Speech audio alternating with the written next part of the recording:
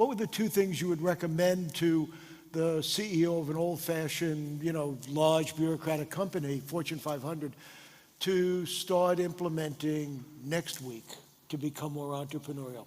So is there any way to shorten that horizon in your perspective?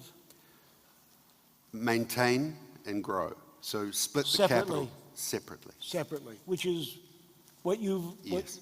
Yeah, I think, a lot of people ask about the argument. What argument do you make to actually create? I think separate is, it's not separate, it's a partnership.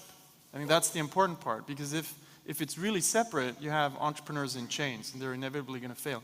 I think that the argument to convince large companies with a legacy mindset to actually move is to show them that the way they're doing innovation today is maximizing the risk of big failure. So in investing in business plans, executing an unproven idea, that's just the best way to maximize your risk of failure. And if you look at the most innovation processes, we still ask for business plans.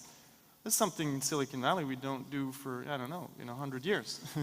So there's a big shift there. And if you frame it around reducing risk, you speak the language of the legacy organization. And by actually experimenting and producing the data that doesn't exist, you reduce the risk of innovation. And that's the argument, I think, that works best to convince legacy organizations to move and create innovation engines. Because if you do it right, you reduce the risk of innovation. Innovation is not risky. R&D, okay, that's a different issue, but that's not innovation. That's technology R&D. Innovation is not risky if it's done right, the way I tried to sketch it out before.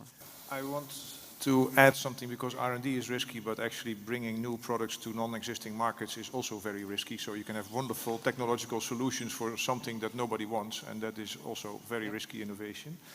But to come to that question about the Fortune 500 company, what would you do to become more entrepreneurial? I think what is really very important is that there's first in the company, but especially in the top, alignment on where you want to go.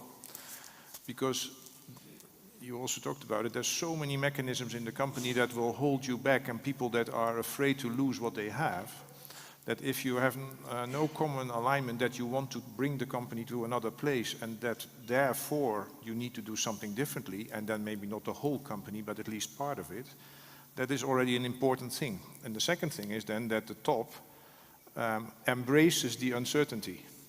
And then we come from the exploitation and the exploration, so then you also agree that things will go wrong and you don't mind and people don't get punished, but encouraged to do another experiment. If those two things are not in place, you can forget about it.